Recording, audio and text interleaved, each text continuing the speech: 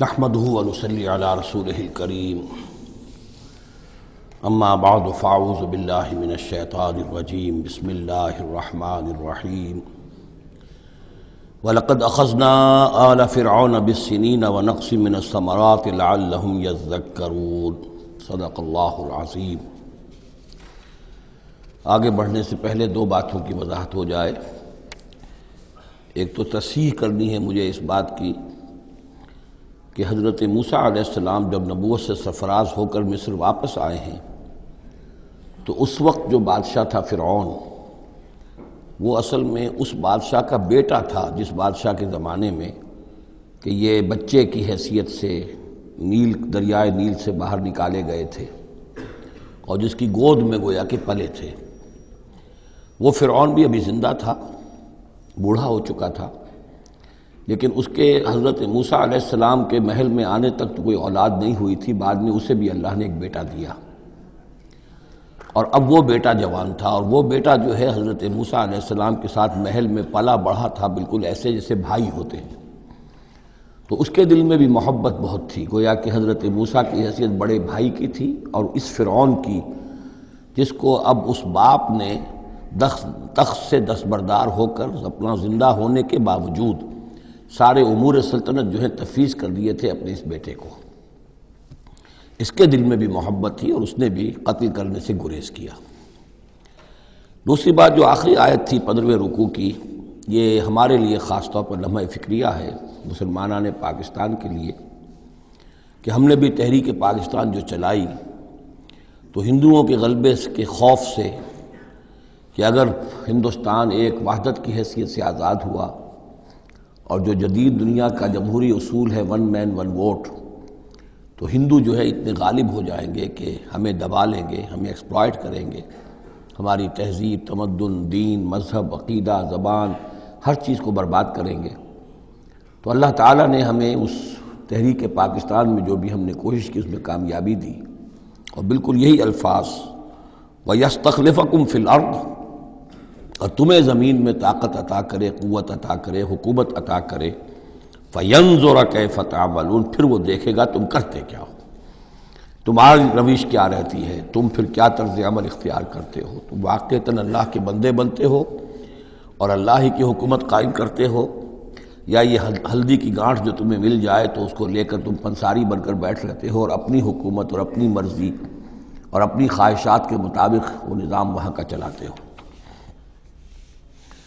وَلَقَدْ أَخَذْنَا آلَ فِرْعَوْنَ، اور وہی قانون جو کہ سورہ انعام میں بھی آیا تھا، سورہ اعراف میں بھی، جب حضرت موسیٰ علیہ السلام آل فرعون کی طرف آئے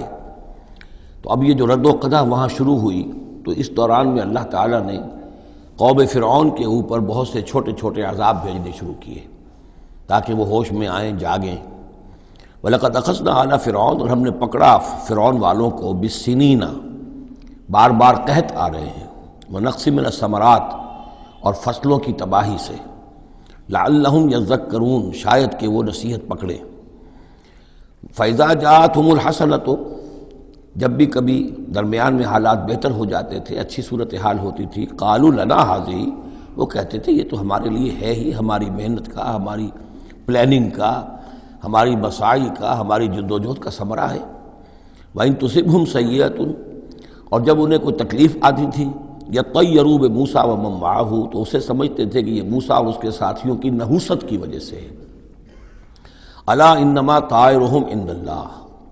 آگاہ ہو جاؤ کہ ان کی نحوست، ان کی شوبی قسمت جو ہے وہ اللہ کے ہاتھ میں ہے۔ ولکن اکثرہم لا یعلمون،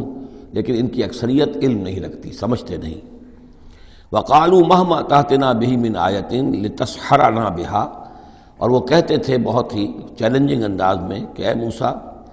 یہ تم اپنے جادو کے زور سے ہمارے اوپر جو جو چیزیں لا رہے ہو، جو مصیبتیں لا رہے ہو تاکہ تم ہم پر جادو کرو،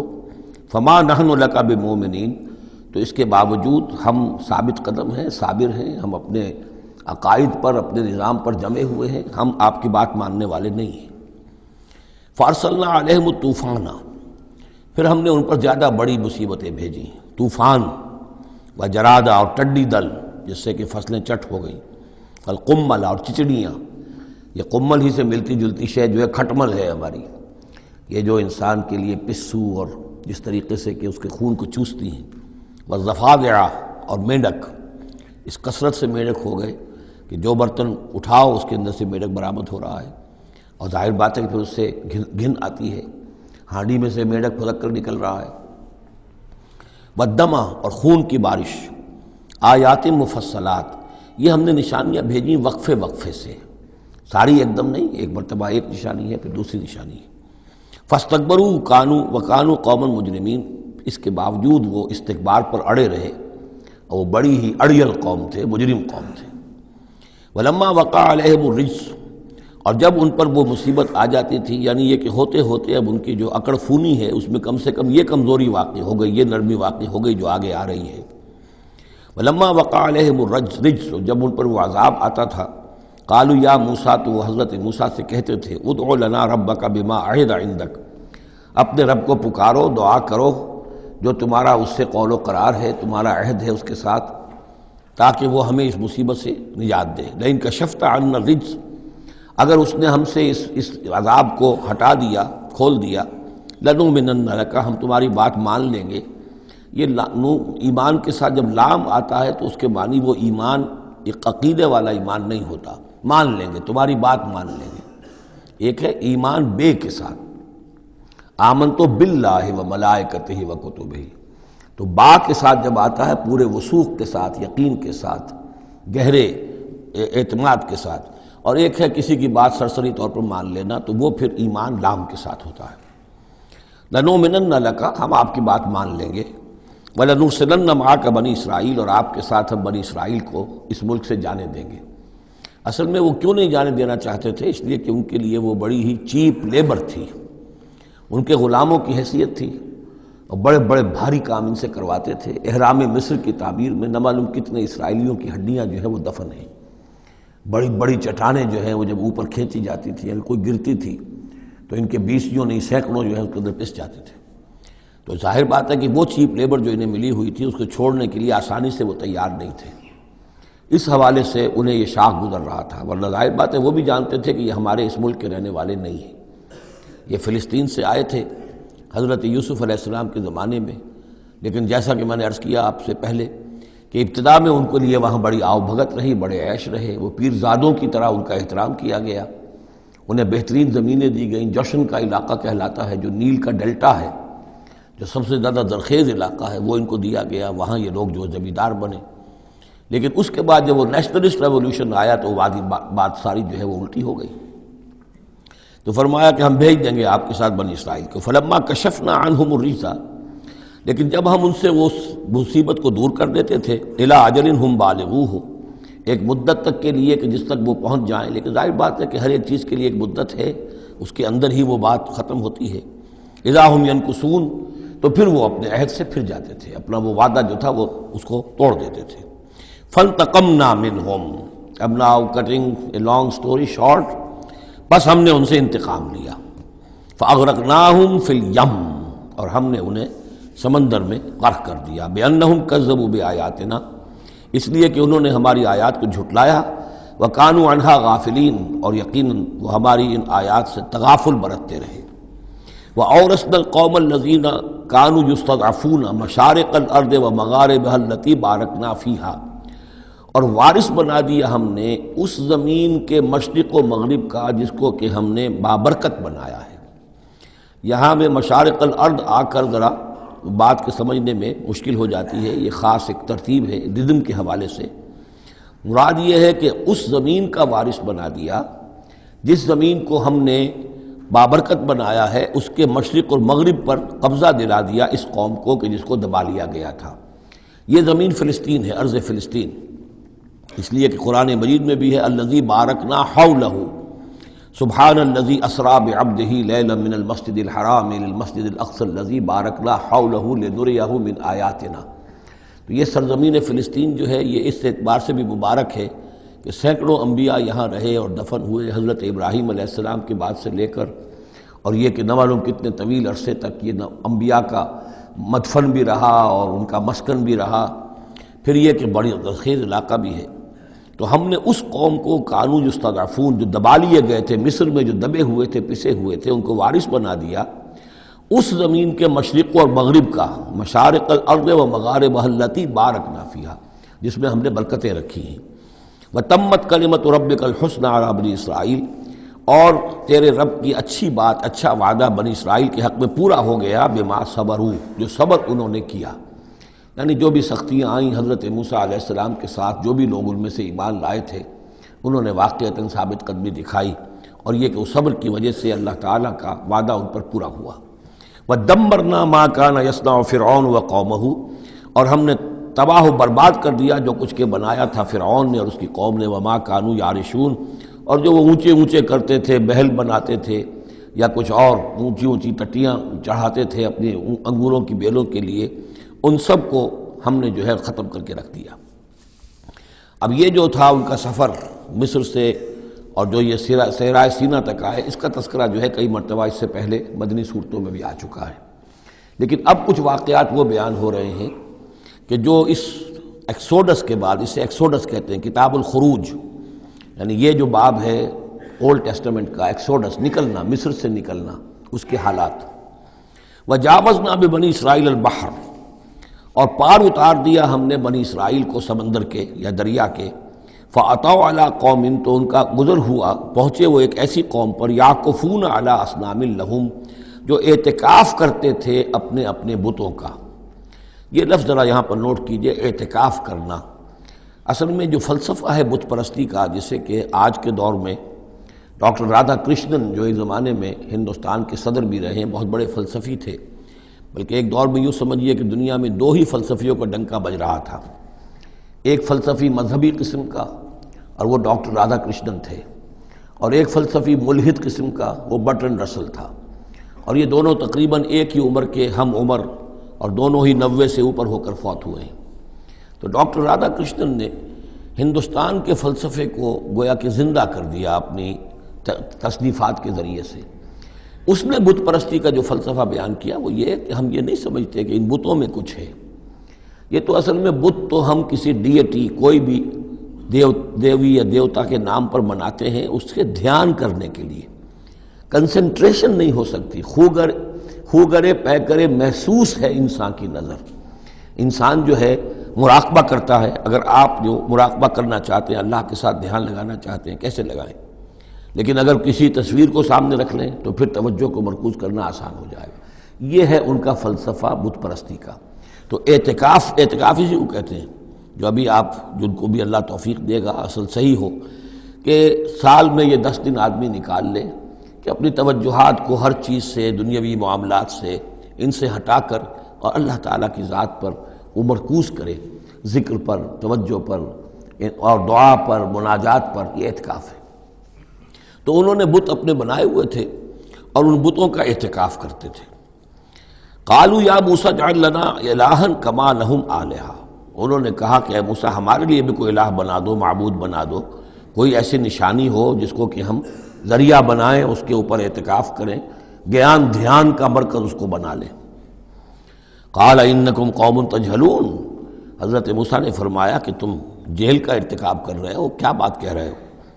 ان ہؤلاء متبر ما هم فیہ، یہ لوگ جس چیز میں ہیں یہ تو ہلاک ہونے والے ہیں، برباد ہونے والے ہیں۔ وباطل ما كانوا يعملون، اور جو کچھ یہ کر رہے ہیں وہ سب باطل ہے، اس کی کوئی حقیقت نہیں ہے۔ قال غیر اللہ ابغیکم الہا، حضرت موسیٰ نے فرمایا کہ کیا میں اللہ کے سوا تمہارے لیے کوئی الہ تلاش کروں؟ وہو فضلکم علی العالمین، اور اس نے تو تمہیں فضیلت دی ہے تمام جہان والوں پر۔ وَإِذْ أَنْجَيْنَاكُمْ مِنْ آلِ فِرْعَوْنَ، اور ذرا یاد کرو جب کہ ہم نے تمہیں نجات دی آل فرعون سے۔ یسومونکم سوء العذاب، یہ الفاظ جو کہ تم سورہ بقرہ میں بھی آئے ہیں اور اس کے بعد بھی آئے ہیں۔ یسومونکم سوء العذاب، وہ تمہیں مبتلا کیے ہوئے تھے بدترین عذاب میں۔ یقتلون ابناءکم ویستحیون نساءکم، وہ قتل کر ڈالتے تھے تمہارے بیٹوں کو اور زندہ رکھتے تھے تمہاری بیٹیوں کو۔ وفی ذالکم بلاء من ربکم عظیم، اور یقیناً اس میں تمہاری رب کی طرف سے بہت بڑی آزمائش تھی۔ وَوَعَدْنَا مُوسَىٰ 30 لَيْلَةً،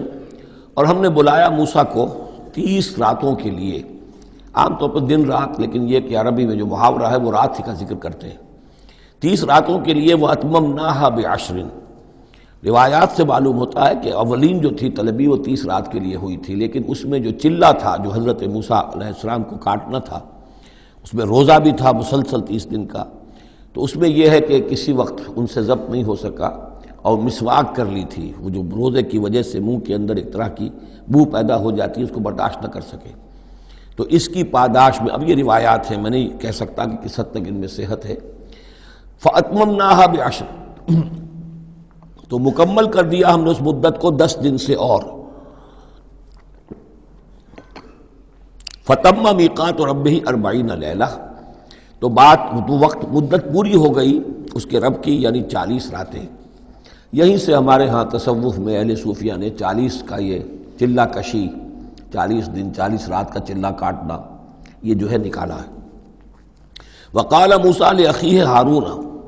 اور کہا موسیٰ نے اپنے بھائی ہارون سے علیہ السلام، اخلفنی فی قومی، آپ میری نیابت کیجئے میری قوم میں جا رہا ہوں، مجھے اللہ تعالیٰ نے طلب فرمایا کوہ طور پر، واصلح، اور دیکھیے اصلاح کرتے رہیے، ولا تتبع سبیل المفسدین، اور فساد مچانے والوں کے راستے کی پیروی نہ کیجیے گا۔ ولما جاء موسیٰ لمیقاتنا، اور جب موسیٰ پہنچے ہمارے وقت مقرر پر، وکلمہ ربہ، اور ان سے کلام کیا ان کے رب نے، قال رب ارنی انظر الیک، انہوں نے درخواست کی پروردگار مجھے اپنا دیدار عطا فرما، مجھے دکھا کہ میں تجھے دیکھوں۔ قال لن ترانی، اللہ نے فرمایا تم مجھے ہرگز نہیں دیکھ سکتے، ولکن انظر الی الجبل، لیکن ذرا اس پہاڑ کو دیکھو، فإن استقر مکانہ، اگر وہ اپنی جگہ پر کھڑا رہ جائے، برداشت کر جائے ہماری تجلی کو، فسوف ترانی، تو تم بھی سوچنا کہ شاید ہمیں دیکھ سکو۔ فلما تجلی ربہ للجبل، جب اللہ نے اپنی ایک تجلی ڈالی پہاڑ پر، اب یہ جلی کہتے ہیں روشن چیز کو، جلی شے روشن، تجلی یہ باب تفاعل ہے، کسی شے کا خود روشن ہو جانا، تو اللہ تعالیٰ کی یہ ذات کی تجلی ہے کہ جو پہاڑ پر ڈالی گئی، جعلہ دکن، جس سے کہ وہ پہاڑ جو ہے وہ بالکل ریزہ ریزہ ہو گیا۔ وخر موسیٰ صاعقا، اور حضرت موسیٰ علیہ السلام بھی تجلی باری تعالیٰ کے اس بالواسطہ مشاہدے کے نتیجے میں بھی وہ بے ہوش ہو کر گر پڑے۔ فلما افاق، جب انہیں افاقہ ہوا، ہوش میں آئے، قال سبحانک، اب انہوں نے کہا اے اللہ تو پاک ہے، تبت الیک، میں تیری جناب میں توبہ کرتا ہوں کہ میں نے جسارت کی تھی، میں نے جو ہے اپنی حیثیت سے بڑھ کر تجھ سے سوال کر لیا تھا۔ وانا اول المومنین، اور میں پہلا ہی ہوں ایمان لانے والا، بغیر دیکھے تجھے ماننے والا ہوں۔ قال یا موسیٰ انی اصطفیتک علی الناس برسالاتی، اللہ نے فرمایا موسیٰ میں نے تمہیں چن لیا ہے لوگوں پر، تمام انسانوں میں سے تمہیں چنا ہے، پسند کیا ہے اپنے پیغام کے لیے، رسالات کے لیے، وبکلامی، اور اپنے کلام کے لیے۔ یہ خاص مقام ہے، امتیازی مقام ہے حضرت موسیٰ کا۔ کلم اللہ موسیٰ تکلیما، فخذ ما آتیتک وکن من الشاکرین، تو لے لو جو میں تمہیں دے رہا ہوں اور بن جانا شکر کرنے والوں میں، یعنی یہ الواح جو ہے جو ہم دے رہے ہیں اس میں احکام لکھے ہوئے ہیں، یہ تم لے لو اور ان کا حق ادا کرو۔ وَكَتَبْنَا لَهُ فِي الْأَلْوَاحِ، اور ہم نے لکھ دیا اس کے لیے تختیوں پر، وہ پتھر کی تختیاں، مِن كُلِّ شَيْءٍ مَوْعِظَةً، ہر طرح کی نصیحت، وَتَفْصِيلًا لِكُلِّ شَيْءٍ، اور ہر طرح کے احکام کی تفصیل، یعنی جو بنیادی احکام ہیں، موٹے موٹے احکام ہیں، یوں سمجھیے کہ وہ در حقیقت ایک طرح سے ڈینجر سگنلز ہیں۔ اگر آپ کسی پہاڑی راستے پر جا رہے ہو تو جگہ جگہ آپ کو نشانات ملتے ہیں کہ ذرا یہاں بچ کے گزرنا، تو شریعت خداوندی جو ہے وہ بھی در حقیقت انسانی تمدن کا جو پیچیدہ سفر ہے اس میں ڈینجر کوشنز ہیں، ڈینجر سگنلز ہیں، یہاں اس سے ذرا دور رہنا، اس سے ذرا ہٹ کر رہنا، اس کے اندر اندر آدمی جو ہے وہ اپنی محنت کرے، کوشش کرے، جدوجہد کرے، مباحات کے دائرے کے اندر جو بھی اس کا ہے چوائس اس کو اختیار کر لے، لیکن جو محرمات ہیں وہ حدود ہیں، تلک حدود اللہ فلا تقربوها۔ تو شریعت کی جو آسمانی شریعت ہے اصل بنیاد یہی ہے کہ زندگی کے ہر گوشے سے متعلق چند موٹے موٹے احکام دے دیے، اس کے اندر جو ہے وہ کھلا چھوڑ دیا انسان کو کہ اب اس کے اندر اپنی سمجھ سے، اپنے اجتہاد سے، اپنی کوشش سے، اپنی عقل کو بروئے کار لا کر کام کرو۔ وَكَتَبْنَا لَهُ فِي الْأَلْوَاحِ مِن كُلِّ شَيْءٍ مَوْعِظَةً وَتَفْصِيلًا لِكُلِّ شَيْءٍ فَخُذْهَا بِقُوَّةٍ، تو اے موسیٰ اس کو تھام لو مضبوطی کے ساتھ، وَأَمُرْ قَوْمَكَ، اور اپنی قوم کو بھی حکم دو، يَأْخُذُوا بِأَحْسَنِهَا، کہ وہ اسے پکڑیں، اس کو تھامیں اس کی بہترین صورت کے اندر۔ اس کے مراد کیا ہے کہ ہر معاملے کے اندر درجے ہوتے ہیں۔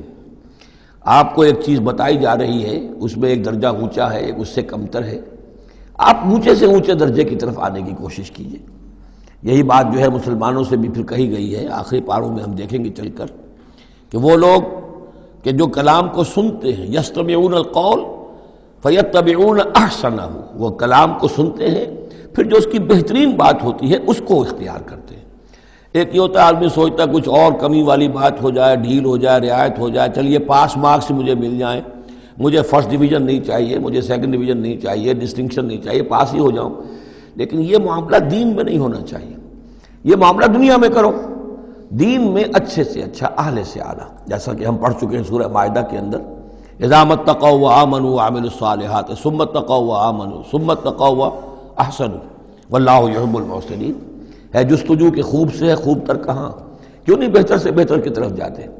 جتنا آج وقت لگا رہے ہو دین کے لیے اس سے زیادہ لگاؤ کل اور پرسوں، اس سے آگے تمہارا قدم پڑنا چاہیے، نہ یہ کہ آدمی جو ہے وہ پیچھے کی طرف دیکھے۔ وَأَمُرْ قَوْمَكَ يَأْخُذُوا بِأَحْسَنِهَا، اس کا جو بہترین رخ ہے اس کو اختیار کریں۔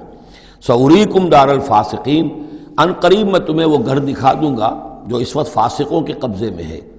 یعنی یہاں جو کچھ ہوا ہے، کوہ طور جو ہے وہ سمجھ لیجئے کہ وہ سینائی پیننسلا کا جو ساؤدرن ٹپ ہے وہاں پر ہے تقریباً کوہ طور۔ تو گویا کہ خلیج سویز کو کراس کیا یا کہیں سے کسی جھیل کو کراس کر کے مصر سے آئے سینائی پیننسلا میں، پھر یہ کہ خلیج سویز کے ساتھ ساتھ ہو کر ساؤدرن ٹپ تک پہنچ گیا پورا قافلہ،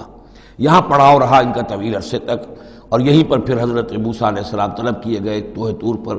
وہاں سے اب واپس آ گئے۔ اب ان سے کہا گیا کہ آگے بڑھو اور خلیج عقبہ کے ساتھ ساتھ ہو کر داہنی جو ہے کھاڑی جو ہے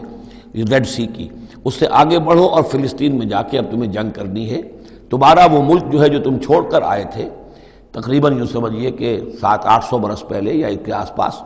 اب اس کے اوپر قبضہ ہے مشرکوں کا، کافروں کا، جاہلوں کا۔ اب اس اپنی سرزمین کو ان سے آزاد کرانے کے لیے اب تمہیں جہاد کرنا ہے، وہ جس کا ذکر ہم سورہ مائدہ میں پڑھا ہے، تو اس کا یہاں پر تذکرہ ہو رہا ہے۔ سَأُرِيكُمْ دَارَ الْفَاسِقِينَ، یعنی وہ فلسطین تک اب میں تمہیں لے جاؤں گا اور تمہیں دکھا دوں گا وہ جگہ جو تمہارا اصل مسکن ہے، اور اس کے لیے یہ ہے کہ تمہیں اب ان فاسقوں کو وہاں سے نکالنا ہوگا۔ سأصرف عن آیات الذین یتکبرون فی الارض بغیر الحق، میں پھیر دوں گا اپنی آیات سے ان لوگوں کے رخ کو جو زمین میں ناحق تکبر کرتے ہیں۔ یعنی یہ خود اللہ تعالیٰ فرما رہے ہیں جن کے اندر تکبر ہے میں خود ان کا رخ پھیر دیتا ہوں، وہ ہماری آیات کو دیکھتے ہی نہیں، سمجھتے ہی نہیں، اس لیے کہ تکبر ہے۔ تکبر وہ شے ہے جو اللہ کو سب سے زیادہ ناپسند ہے۔ فرمایا گیا ہے ایک حدیث میں، حدیث قدسی میں، الکبر ردائی، تکبر میری چادر ہے۔ تو اگر کوئی اور تکبر کرتا ہے تو گویا کہ میری چادر میرے شانے سے وہ گھسیٹ رہا ہے، تو اس کے خلاف میرا اعلان جنگ ہے۔ ایک اور حدیث میں فرمایا لن يدخل الجنہ من کان فی قلبہ مثقال حبۃ من کبر، جنت میں کبھی داخل نہیں ہو سکے گا وہ شخص جس کے دل میں دانے کے برابر بھی تکبر ہے۔ تکبر سب سے بڑا روگ ہے۔ تو جن لوگوں کے اندر تکبر ہے ہم ان کا رخ پھیر دیتے ہیں اپنی آیات سے، ہم انہیں اس کا اہل نہیں سمجھتے کہ وہ ہماری آیات کو سمجھیں اور دیکھیں۔ وَإِن يَرَوْا كُلَّ آیَةٍ لَا يُؤْمِنُوا بِهَا، اور اگر وہ سرسری طور پر دیکھ بھی لیں، ساری نشانیاں دیکھ لیں، تب بھی وہ ایمان لانے والے نہیں ہیں۔ وَإِن يَرَوْا سَبِيلَ الرُّشْدِ لَا يَتَّخِذُوهُ سَبِيلًا، اور اگر وہ دیکھ بھی لیں کامیابی کا اور سعادت کا اور ہدایت کا راستہ، تب بھی اس راستے کو اختیار نہیں کریں گے۔ وَإِن يَرَوْا سَبِيلَ الْغَيِّ يَتَّخِذُوهُ سَبِيلًا، اور جب بھی ان کے سامنے آئے گا کجی کا راستہ، ٹیڑھ کا راستہ، گمراہی کا راستہ، اسے وہ اختیار کریں گے۔ یعنی یہ ساری چیزیں ان کی کس وجہ سے ہیں کہ ان کے دلوں میں تکبر ہے۔ ذالک بانہم کذبوا بآیاتنا، یہ اس لیے کہ انہوں نے ہماری آیات کو جھٹلایا اپنے تکبر کی بنیاد پر، وکانوا عنہا غافلین، اور اس سے تغافل برتتے رہے۔ والذین کذبوا بآیاتنا ولقاء الآخرۃ، اور جو لوگ بھی جھٹلائیں گے ہماری آیات کو اور آخرت کی ملاقات کو، حبطت اعمالہم، ان کے سارے اعمال حبط ہو جائیں گے۔ اپنی جگہ وہ بڑی نیکیاں کما رہے ہوں، جیسے کہ قریش مکہ تھے، ہم کعبے کی خادم ہیں، کعبے کی خدمت کر رہے ہیں، کعبے کو صاف رکھتے ہیں، حاجیوں کو دودھ پلاتے ہیں، پانی پلاتے ہیں، ان کے سارے عمل حقارت ہو جائیں گے۔ هل یجزون الا ما كانوا يعملون، اور ان کو نہیں دیا جائے گا بدلے میں مگر وہی کچھ جو وہ کرتے تھے۔ واتخذ قوم موسیٰ من بعدہ من حلیہم عجلا جسدا لہ خوار، اور بنا لیا موسیٰ کی قوم نے ان کے بعد، حضرت موسیٰ علیہ السلام جب چلے گئے کوہ طور پر تو پیچھے یہ ایک فتنہ اٹھا ہے سامری، یہ سامری جو ہے اس نے فتنہ اٹھایا، اور جو کچھ ان لوگوں کے پاس، اسرائیلیوں کے پاس جو ان قبطیوں کے زیورات بہت سے رکھے ہوئے تھے امانتاً، وہ بھی جانتے تھے کہ یہ قوم، یہ چونکہ ابراہیم کی نسل میں سے ہیں تو یہ امانت دار ہیں،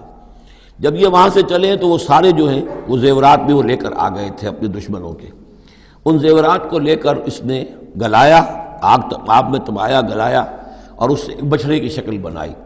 اور کچھ ایسی کاریگری رکھی کہ اس میں سے ہوا جب گزرتی تھی ایسے سوراخ رکھ دیے کہ اس میں سے ایسی آواز آتی تھی جیسے کہ بچھڑا جو ہے وہ بول رہا ہے، اور اس نے کہا یہ ہے تمہارا خدا۔ یہ موسیٰ تو بھول گیا، موسیٰ کو مغالطہ ہو گیا، وہ کہاں گیا ہے، کس خدا سے ملنے گیا، خدا تو یہ ہے۔ اور اس میں بھی ایک اور بات دوسری جگہ پر آ جائے گی، یہاں تو نہیں ہے، کہ حضرت موسیٰ علیہ السلام اصل میں اپنے اشتیاق اور محبت اور شوق اور جذبے کی وجہ سے قبل از وقت چلے گئے تھے، جو وقت معین تھا کوہ طور پر آنے کا اس سے پہلے۔ تو اللہ نے جواب طلبی کی تھی، ما عجلک عن قومک یا موسیٰ، اے موسیٰ اپنی قوم کو چھوڑ کر پہلے کیسے آ گئے ہو؟ اور انہوں نے جواب دیا، اجلت الیک رب لترضی، پروردگار میں جلدی آیا تاکہ تو راضی ہو جائے، تو میرا شوق دیکھ، میرا اشتیاق دیکھ،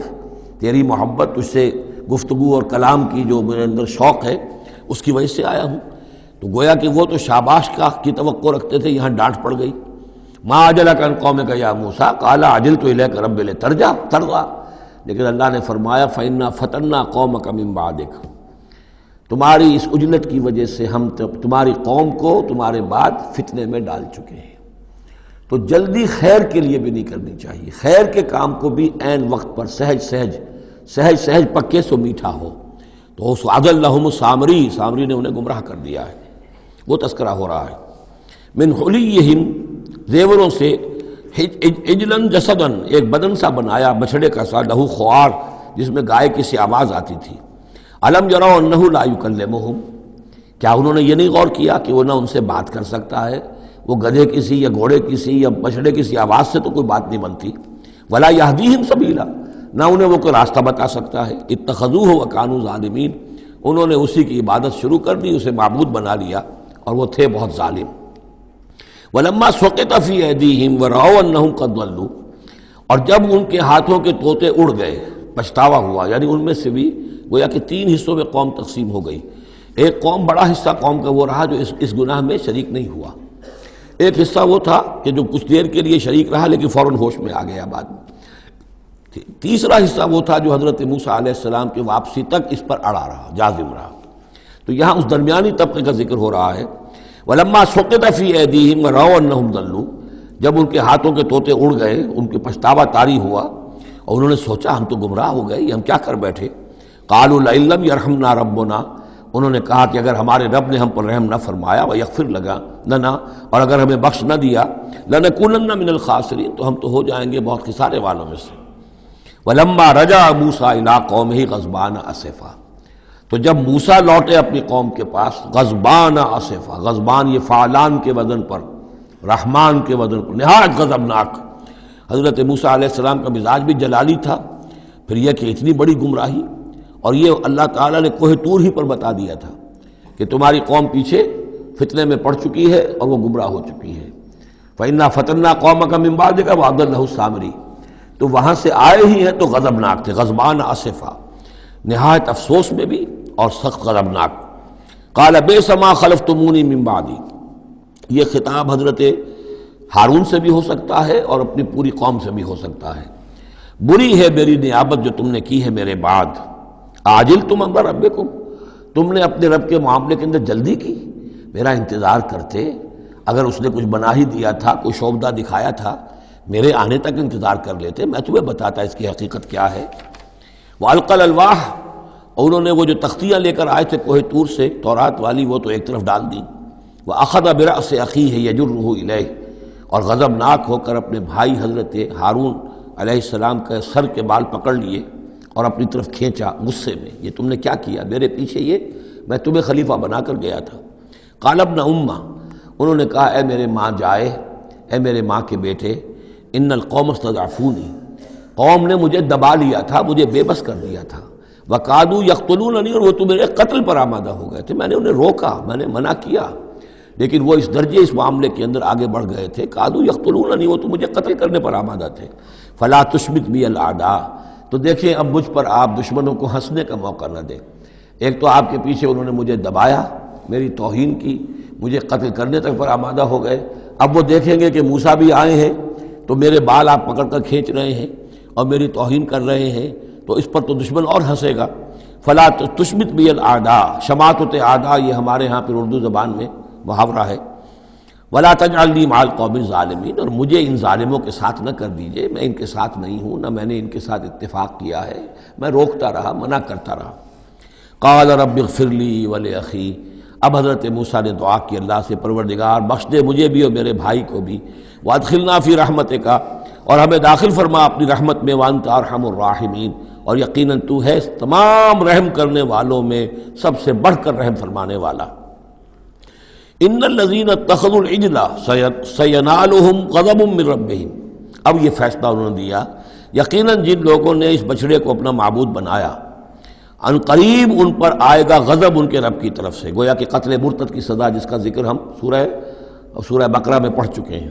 وذلۃ فی الحیات الدنیا، دنیا میں ذلت بھی آئے گی، وکذالک نجزی المفترین، اور اسی طریقے سے بہتان باندھنے والوں کو، جھوٹ گھڑنے والوں کو ہم جزا دیتے ہیں۔ والذین عملوا السیئات ثم تابوا من بعدها وآمنوا، البتہ جن لوگوں نے کچھ دیر کے لیے یہ غلط کام کیا تھا لیکن پھر وہ توبہ کر لی انہوں نے، من بعدها اس کے بعد، وآمنوا اور ایمان لے آئے، ان ربک من بعدها لغفور الرحیم، تو یقیناً اس کے بعد آپ کا رب جو ہے غفور الرحیم ہے۔ جن سے عارضی طور پر یہ بات ہو گئی تھی پھر انہوں نے توبہ کر لی، ان کے لیے تو مغفرت ہے، اللہ تعالیٰ معاف فرمائے گا، غفور الرحیم ہے۔ البتہ جو اب تک اس پر اڑے رہے ہیں ان کے لیے یہ حد جاری کی جائے گی۔ یہ بالکل ایسے ہی جیسے سورہ مائدہ میں ہم نے پڑھا ہے محاربے والی آیت میں، کہ اگر کوئی ڈاکو ہیں، راہزن ہیں، کوئی ملک کے اندر فساد مچا رہے ہیں، تو اگر اس سے پہلے کہ تم ان پر قابو پاؤ اگر وہ توبہ کر لیں تو پھر ان کے لیے معاملہ اور ہوگا، پھر ان کے ساتھ نرمی بھی ہو سکتی ہے، معاف بھی کیا جا سکتا ہے، لیکن اگر قابو پا لو تو پھر ان کی سزا بہت سخت ہے، لیکن قابو پانے سے پہلے توبہ کر لیں تو ان کے لیے نرمی۔ اسی طرح یہاں معاملہ ہے۔ وَلَمَّا سَكَتَ عَنْ مُوسَى الْغَضَبُ، جب موسیٰ کا غصہ کو ٹھنڈا پڑا، أَخَذَ الْأَلْوَاحَ، اب انہوں نے وہ تختیاں اٹھائیں، وَفِي نُسْخَتِهَا هُدًى وَرَحْمَةٌ لِّلَّذِينَ هُمْ لِرَبِّهِمْ يَرْهَبُونَ، اور اس کی تحریر میں لکھا ہوئی تھی رحمت، ہدایت بھی اور رحمت بھی ان لوگوں کے حق میں جو اپنے رب سے ڈرتے ہیں، اپنے رب کا تقوی اور خوف رکھتے ہیں۔ وَاخْتَارَ مُوسَىٰ قَوْمَهُ 70 رَجُلًا لِمِيقَاتِنَا، اب ایک تو سزا دے دی گئی، ایک تو پرج ہو گئی، اور یہودی جو ہیں جنہوں نے کہ آخری وقت تک اس کے اوپر قائم رہے انہیں قتل کر دیا گیا۔ اب اس کے بعد ایک اجتماعی توبہ کے لیے حضرت موسیٰ علیہ السلام نے اپنی قوم کے 70 سرکردہ افراد کو لیا، واختارا چن لیا، اختارا موسیٰ قومہ 70 رجلا لمیقاتنا، اللہ تعالیٰ ہی نے طلب فرمایا ہے، ہمارے وقت مقررہ کے لیے چن لیے موسیٰ نے اپنی قوم میں سے 70 سرکردہ افراد۔ فلما اخذتهم الرجفۃ، جب وہ آئے ہیں کوہ طور پر یا اس کے قریب تو ان کے اوپر کپ کپی طاری ہو گئی یا زلزلے نے آ پکڑا، یعنی وہ ایک سخت ترین جو ہے ان کے لیے پھر خوفناک صورت پیدا کر دی گئی۔ قال رب، حضرت موسیٰ نے عرض کیا پروردگار، لو شئت اہلکتہم من قبل وإیایا، اگر تیری مشیت یہی تھی تو اس سے پہلے ہی ہمیں بھی ہلاک کر سکتا تھا، مجھے بھی کر سکتا تھا، انہیں بھی کر سکتا تھا، خطا کار تو ہم ہیں، غلطی ہوئی ہے، لیکن بہرحال ہم نے اتنا بڑا کفارہ بھی دے دیا ہے، اپنی قوم کے اتنے لوگوں کو اپنے ہاتھوں ذبح بھی کیا ہے، لیکن یہ کہ اگر ہلاک ہی کرنا تھا جو اس وقت شکل ہو رہی ہے تو پہلے قدم پر بھی تو ہلاک کر سکتا تھا۔ لو شئت اہلکتہم من قبل وإیایا، اگر تو چاہتا تو ہلاک کر دیتا ان سب کو بھی اور مجھے بھی۔ اتہلکنا بما فعل السفہاء منا، کیا تم ہمیں ہلاک کر دے گا ہمارے کچھ بے وقوف لوگوں کی حرکت کی وجہ سے؟ ہمارے ہاں کچھ بے وقوف تھے جنہوں نے حرکت کی تھی، اور ان کی وجہ سے کیا پوری قوم کو ہلاک کر دے گا؟ ان ہی الا فتنتک، نہیں یہ تیری طرف سے ایک آزمائش ہے۔ تضل بہا من تشاء، تو گمراہ کرتا ہے اس کے ذریعے سے جس کو چاہتا ہے، وتہدی من تشاء، اور ہدایت دیتا ہے جس کو چاہتا ہے۔ انت ولینا، تو ہمارا ولی ہے، ہمارا ساتھی ہے، پشت پناہ ہے، مولا ہے۔ فاغفر لنا، پس ہمیں بخش دے، ہماری گناہ کو معاف فرما، ورحمنا، ہم پر رحم فرما وانت خیر الغافرین، اور یقیناً تمام بخشنے والوں میں تو سب سے بہتر بخشنے والا ہے۔ وَاكْتُبْ لَنَا فِي هَذِهِ الدُّنْيَا حَسَنَةً وَفِي الْآخِرَةِ، ہمارے لیے اس دنیا کی زندگی میں بھی حسنہ لکھ دے، طے کر دے۔ اب دیکھیے یہ دعا کر رہے ہیں حضرت موسیٰ اپنی قوم کے لیے، بنی اسرائیل کے لیے، وَاكْتُبْ لَنَا فِي هَذِهِ الدُّنْيا حَسَنَةً وَفِي الْآخِرَةِ، وہی الفاظ ربنا آتنا فی الدنیا حسنۃ وفی الآخرۃ حسنۃ وقنا عذاب النار۔ تو لکھ دے، طے کر دے کہ ہمارے لیے دنیا میں بھی حسنہ ہو، آخرت میں بھی۔ انا ہدنا الیک،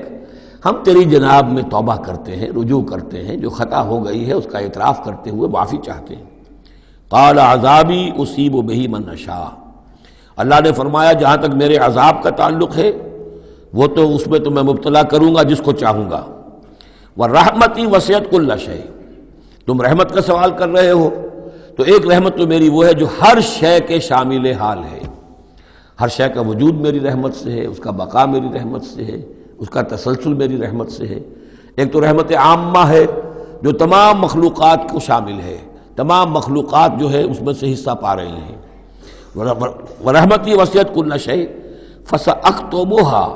اب یہاں مراد ہے خاص رحمت جس کے لیے تم کہہ رہے ہو،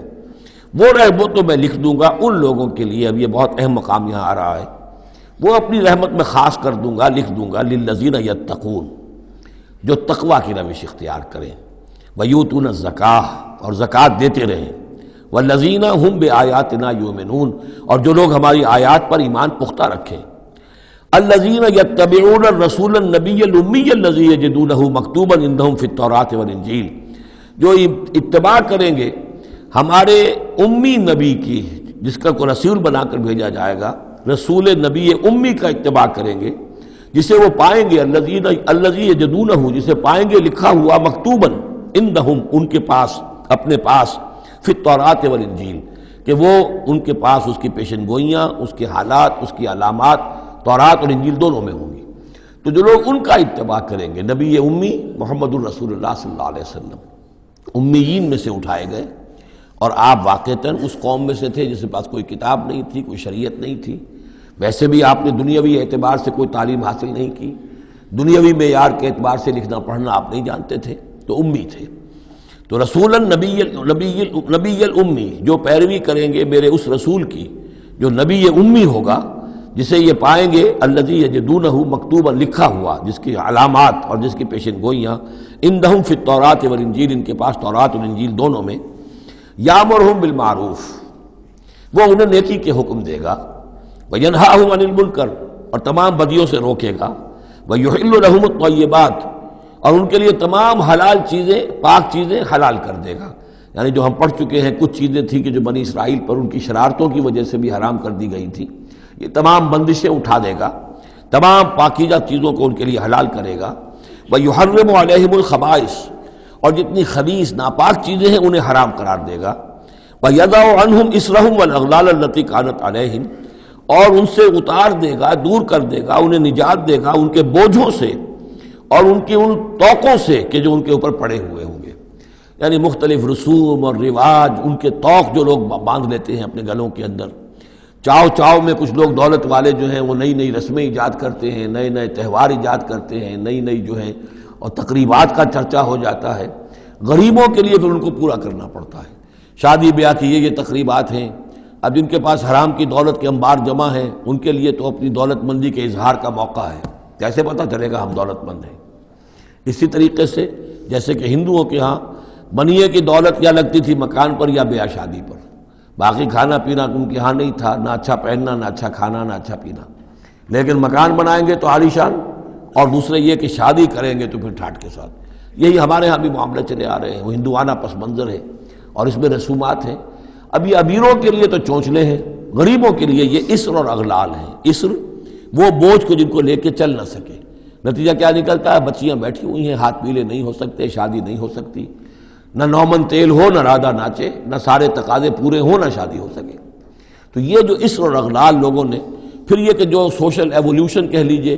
یا جو بھی اس کے اندر تنزل ہوا ہے،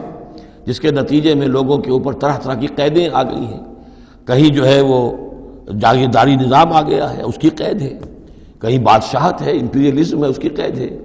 کہیں سرمایہ دارانہ نظام ہے، اس کا تشدد ہے۔ تو محمد جب آئیں گے یہ اللہ تعالیٰ فرما رہے ہیں، تو ان تمام قیدوں سے نجات دلائیں گے، ان تمام بوجھوں سے نوع انسانی کو نجات دیں گے، عدل اور قسط کا نظام قائم کریں گے، تو وہ چاہے رسومات کی شکل میں ہو اور چاہے یہ کہ ایک نظام ظالمانہ ایکسپلائٹیٹو اگر نظام ہے، ریپریسو نظام ہے، تو اس کو ہٹا کر فالذین آمنوا بہ۔ اب یہ جو الفاظ آ رہے ہیں اس آیت مبارکہ کے، یہ بہت اہم ہے، اس پر میرا ایک پورا کتابچہ موجود ہے کہ جس کا عنوان ہے نبی اکرم صلی اللہ علیہ وسلم سے ہمارے تعلق کی بنیادیں۔ فالذین آمنوا بہ گنتی کر لیجئے، تو جو لوگ ان پر ایمان لائیں گے، پہلی شرط ہے ایمان، وعزروہ، اور ان کا ادب کریں گے، ونصروہ، اور اس کی مدد کریں گے، واتبعوا النور الذی انزل معہ، اور اس نور کی پیروی کریں گے جو ان کے ساتھ نازل کیا جائے گا۔ اولئک هم المفلحون، یہی لوگ ہوں گے فلاح پانے والے۔ اللہم ربنا اجعلنا منہم۔ اب یہاں تھوڑی سی وضاحت کر لیجئے، فالذین آمنوا بہ، وہ لوگ جو اس پر ایمان لائیں گے۔ ایمان کے دو تقاضے سمجھ لیجئے، ایک تقاضا اطاعت، لا یؤمن احدکم حتی یکون ہواہ طبعا لما جئت بہ، تم میں سے کسی شخص کا مجھ پر ایمان نہیں ہے جب تک کہ اس کی خواہش نفس تابع نہ ہو جائے اس کے جو میں لے کر آیا ہوں، جو احکام میں لے کر آیا ہوں۔ تم اگر جب ایمان رکھتے ہو کہ میں اللہ کی طرف سے لے کر آیا ہوں تو تمہیں حکم ماننا ہے۔ لا یؤمن احدکم حتی یکون ہواہ طبعا لما جئت بہ۔ دوسرا تقاضا، لا یؤمن احدکم حتی اکون احب الیہ من والدہ وولدہ والناس اجمعین، تم میں سے کوئی شخص مومن نہیں ہو سکتا جب تک کہ میں اسے محبوب تر نہ ہو جاؤں، اپنے باپ سے بھی، بیٹے سے بھی، تمام انسانوں سے۔ تو ایک غائب درجے میں اتباع اور اطاعت، اور دوسرے غائب درجے میں محبت محمد رسول اللہ صلی اللہ علیہ وسلم کی، یہ ایمان کے تقاضے ہیں۔ اب اس کا نتیجہ خود بخود نکلے گا، پھر آپ کی تعظیم ہوگی، عظمت ہوگی، آپ کا نام جہاں سنیں گے درود آپ پڑھیں گے، یہ ساری چیزیں جو ہیں، اور یہ کہ جہاں آپ کا کوئی قول آپ کو سنایا جائے فوراً زبان بند ہو جانی چاہیے۔ پھر یہ نہیں کہ اپنی عقل جو ہے آدمی لڑا رہا ہے، ہاں اس کی تحقیق ہو سکتی ہے کہ واقعتاً یہ حضور نے فرمایا یا نہیں فرمایا، یہ حدیث ضعیف ہے، مضبوط ہے، کیسی ہے، لیکن اس وقت خاموش ہونا ضروری ہے۔ جب کسی نے کہا یہ حدیث ہے، ہو سکتا ہے کہ حدیث صحیح ہو اور حضور کی طرف اس کی نسبت جو ہے وہ صحیح ہو، مضبوط ہو، لہذا فوری طور پر اپنی زبان بند کر دینا یہ ادب کا تقاضا ہے۔ تو عزروہ ہو ونصروہ ہو، اور مدد کرے۔ مدد کس کام میں؟ حضور نے ذاتی تو اپنی کوئی امپائر بلڈ نہیں کی، نہ آپ نے اپنے لیے کوئی جاگیر بنائی، نہ کوئی جائیداد بنائی، کس کام کے لیے نصرت چاہیے تھی اللہ کے دین کے لیے، اس کے غلبے کی جد و جہد، اس کے لیے بھیجے گئے محمد صلی اللہ علیہ وسلم، هو الذی ارسل رسولہ بالہدی ودین الحق لیظہرہ علی الدین کلہ، اور اس کے لیے پکار ہے من انصاری اللہ، یہ میرا فرض منصبی ہے، اللہ کا دین مجھے غالب کرنا ہے، یہ میری ذمہ داری ہے، کون ہے جو میرا ہاتھ بٹھائے، میرا مددگار بنے۔ تو یہ میدان اب بھی کھلا ہوا ہے، دین پہلے غالب ہوا تھا پھر مغلوب ہو گیا، اور اب تو مغلوب ہے پوری دنیا میں، کہیں بھی ہم ایک انچ زمین نہیں دکھا سکتے جہاں کہہ سکے دنیا سے، نوع انسانی سے کہ آؤ اور دیکھو یہاں یہ اصل دین موجود ہے بتمام و کمال۔ تو وہ مشن جو ہے محمد رسول اللہ صلی اللہ علیہ وسلم کا، وہ اب بھی زندہ ہے، لہذا اس کی مدد کرنی ہے۔ واتبعوا النور الذی انزل معہ، اور اس مشن کی تکمیل میں جو راستہ ہے، جو طریقہ اللہ نے بتایا ہے، وہ اس قرآن کے ذریعے سے ہے، تذکیر قرآن سے، تبلیغ قرآن کی، انذار قرآن سے، تبشیر قرآن سے، تعلیم قرآن کی، یتلو علیہم آیاتہ ویعلمہم الکتاب والحکمۃ ویزکیہم، اس کے ذریعے سے لوگوں کو کھینچو، لوگوں کو نکالو گندگیوں میں سے اور اندھیروں میں سے، لوگوں کے اندر ایمان کی شمع روشن کرو، پھر انہیں منظم کرو، جمع کرو، پھر باطل سے ٹکراؤ۔ فالذین آمنوا بہ وعزروہ ونصروہ واتبعوا النور الذی انزل معہ، تو جو لوگ ان پر ایمان لائیں گے اور ان کی تعظیم کریں گے اور ان کی مدد کریں گے اور اس نور کی پیروی کریں گے جو ان کے ساتھ نازل کیا جائے گا، یعنی قرآن مجید حضور کے ساتھ یہ نازل کیا گیا، بھیجا گیا۔ اولئک هم المفلحون، یہی لوگ ہوں گے فلاح پانے والے۔ اللہم ربنا اجعلنا منہم۔ قل یا ایھا الناس، اب ظاہر بات ہے کہ وہ لمبی بات کو اب یہاں پہ ختم کرتے ہوئے کہ اب حضور صلی اللہ علیہ وسلم تشریف لے آئے، اب یہی بات اس کے حوالے سے اب آپ سے کہا جا رہا ہے کہ اے نبی، جو خبر دی تھی اس وقت ہم نے موسیٰ کو، اور جو ہم نے کہہ دیا تھا کہ جو رحمت ہے ہماری خصوصی وہ انہی لوگوں کے لیے ہوگی تم میں سے کہ جو محمد عربی صلی اللہ علیہ وسلم پر ایمان لے آئیں گے۔ تو اب کہہ دیجئے ڈنکے کی چوٹ، قل یا ایھا الناس، کہہ دیجئے اے لوگو۔ اور یہ پھر بہت نوٹ کرنے کے قابل ہے کہ ہم نے اب تک جتنے رسولوں کا تذکرہ سنا ہے، پڑھا ہے سورہ اعراف میں، وہ یا قوم یا قوم یا قوم، اے میری قوم کے لوگوں۔ لیکن محمد رسول اللہ کی امتیازی شان یہ ہے کہ یہ قوم کی طرف مبعوث نہیں ہوئے، صرف پوری نوع انسانی کی طرف۔ جیسے سورہ بقرہ کے تیسرے رکوع کی پہلی آیت میں نے حوالہ دیا تھا، یا ایھا الناس اعبدوا ربکم الذی خلقکم والذین من قبلکم لعلکم تتقون۔ تو یہ آفاقی رسالت ہے، عالمی رسالت ہے، انسانی سطح پر ہے۔ قل یا ایھا الناس انی رسول اللہ الیکم جمیعا، میں اللہ کا رسول ہوں تمہاری طرف، سب کی طرف۔ الذی لہ ملک السماوات والارض، یہ بات 5 مرتبہ قرآن میں کہی گئی ہے مختلف الفاظ میں کہ حضور کی بعثت پوری نوع انسانی کے لیے ہے، جس میں سب سے نمایاں آیت وہ ہے وما ارسلناک الا کافۃ للناس بشیرا ونذیرا، ہم نے نہیں بھیجا ہے محمد آپ کو مگر پوری نوع انسانی کے لیے بشیر اور نذیر بنا کر۔ باقی یہ کہ اور مختلف اسالیب میں 4 مرتبہ اور یہ بات آئی ہے کہ آپ کی بعثت جو ہے کسی خاص قوم، کسی خاص ملک، کسی خاص رنگ اور نسل کے لوگوں، کسی خاص قبیلے کی طرف نہیں ہے، بلکہ پوری نوع انسانی کی طرف ہے۔ قل یا ایھا الناس انی رسول اللہ الیکم جمیعا الذی لہ ملک السماوات والارض، میں اس اللہ کا رسول ہوں جس کے لیے آسمان اور زمین کی بادشاہی ہے۔ لا الہ الا ہوا، اس کے سوا کوئی معبود نہیں۔ یحیی و یمیت، وہی زندہ رکھتا ہے اور وہی موت وارد کرتا ہے۔ فآمنوا باللہ، تو ایمان لاؤ اللہ پر، ورسولہ النبی الامی الذی، اور اس کے اس رسول پر جو نبی امی ہے، اور جو یؤمن باللہ وکلماتہ، جو ایمان رکھتا ہے اللہ پر اور اس کے کلام پر، اس کے کلمات پر، اس کی باتوں پر، واتبعوہ، اور اس کی پیروی کرو، لعلکم تہتدون، تاکہ تم ہدایت پاؤ۔ یہ گویا کہ اعلان عام ہوا محمد رسول اللہ صلی اللہ علیہ وسلم کا کہ وہ جو بات اللہ تعالیٰ نے حضرت موسیٰ سے کہی تھی، یہ اس کے مطابق میری بعثت ہوئی ہے۔ اور اب گویا کہ جیسا کہ میں نے آپ کو بتایا تھا، یہ تمہید ہے، تیاری ہو رہی ہے، چونکہ اب مدینے کی طرف سفر کرنا ہے۔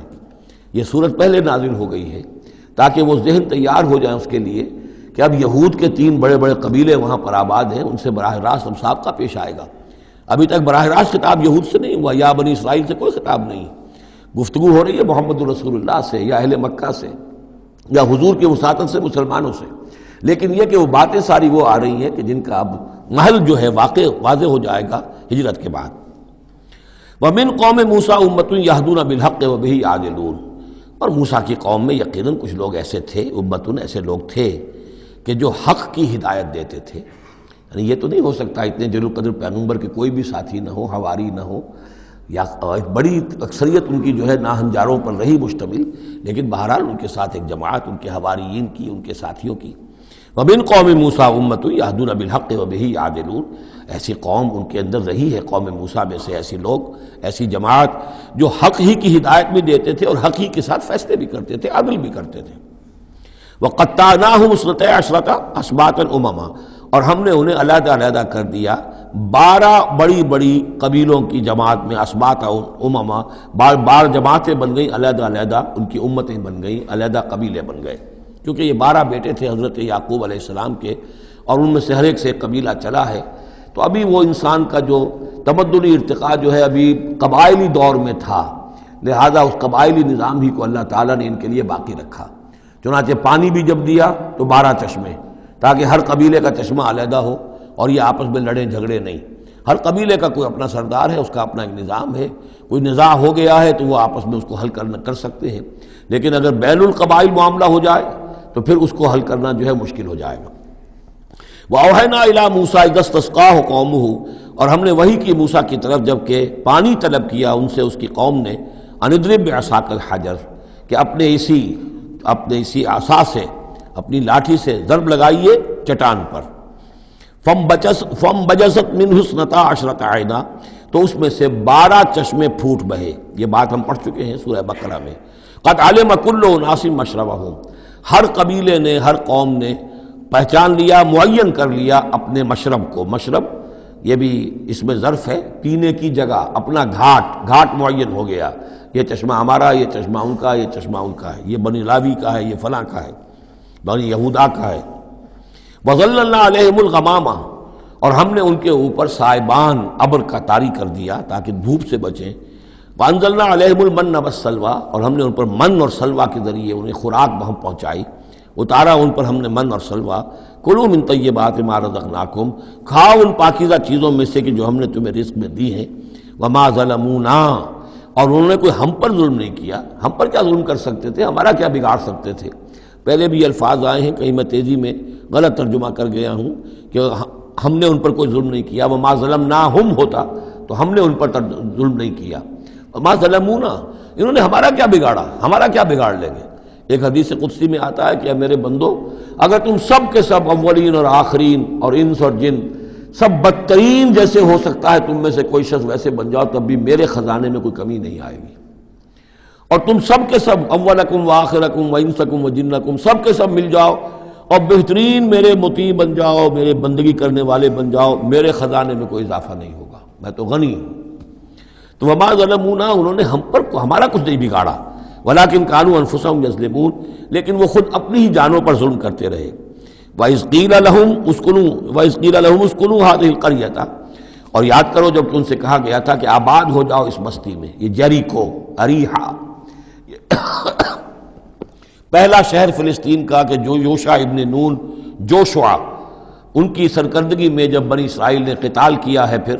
تو یہ پہلا شہر فتح ہوا. جب ان سے کہا گیا کہ اب اس میں تم رہ سکتے ہو، بس جاؤ. وَكُلُوا مِنْهَا حَيْثُ شِئْتُمْ، اور اس میں سے جو بھی چاہو جہاں سے بھی چاہو تم کھاؤ.